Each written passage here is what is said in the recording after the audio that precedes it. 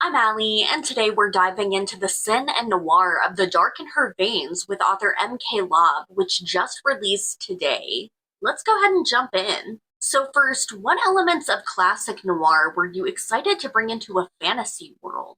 So I actually didn't set out intending for The Dark in Her Veins to be a noir book. It sold on proposal, and when my editor first gave me feedback, she described it as a noir book. And it hadn't even really occurred to me until she said that. So then going forward, as I was writing the rest of it, I tried to implement more of that. One of my favorite things about writing in the noir style genre is that everyone's essentially an anti-hero, including your main character. And there's this current of fatalism that runs throughout the entire book where you kind of just can feel that things aren't going to end very well.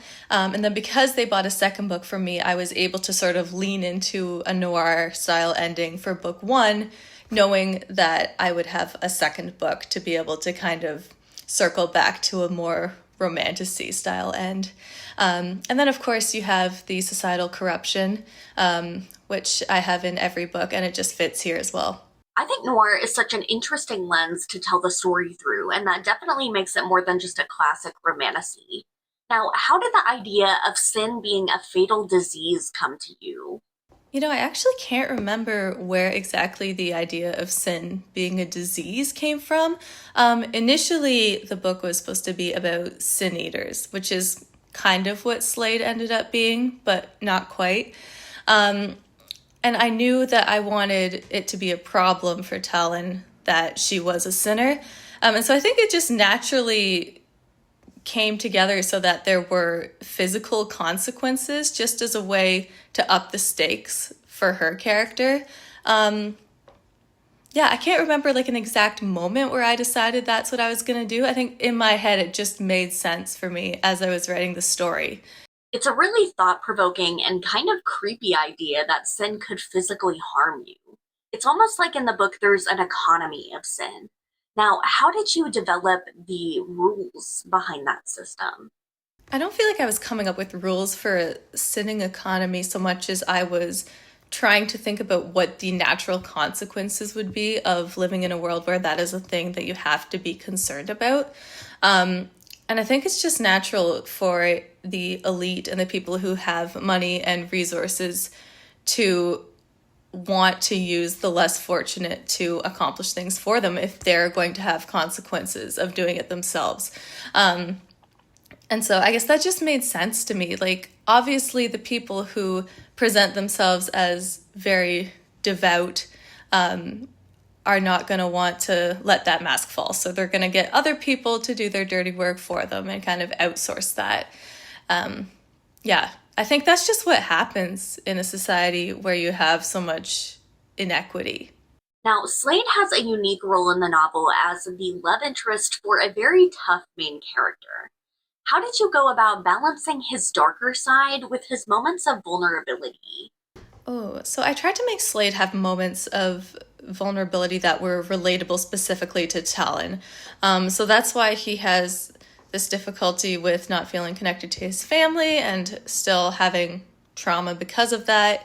But he also has this hard exterior that he really struggles to be able to, I guess, break down in order to connect with another person.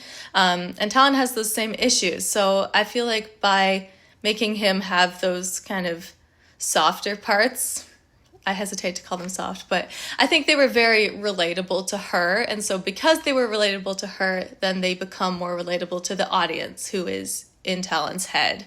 But it is definitely difficult when you do have a character like Slade or like Talon herself who are very hardened against the world and have this kind of prickly exterior. You have to really make your way through the story before you can let that come down. What did you enjoy most about writing that push and pull between Talon and Slade? My favorite part of writing Talon and Slade's relationship in the book was sort of working through the complicated power dynamics between them. They both have very strong personalities, and Slade kind of takes on a more dominant role in the book, at least romantically.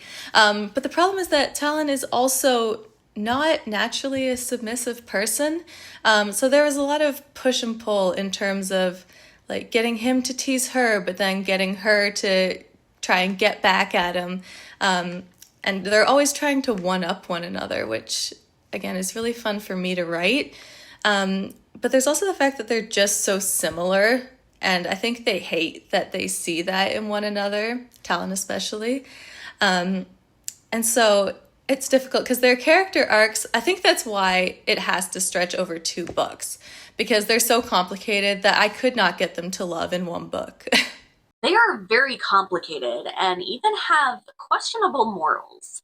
What draws you to writing a protagonist that's flawed, morally gray, or even morally dark? Honestly, I think the simple answer is that there's just something I find very fun about writing a character who's morally gray, morally black, in this case. And I think I like the challenge of trying to do this characterization for somebody who might be more difficult to understand and sympathize with, from a reader perspective. And I like kind of trying to figure out how I'm going to be able to get readers to understand and sympathize with this person, even though they aren't very good, as far as morals go. I also think there's like an element of catharsis in it for me. Like I'm more interested in writing when I know I get to write from the perspective of a character who doesn't think the way I do, in that sense at least. Maybe it's because I'm so dissimilar. Like, I like to think that I'm not evil, so it's interesting for me to put myself there. Thank you so much to MK Lobb for being here and for giving such great answers to my questions.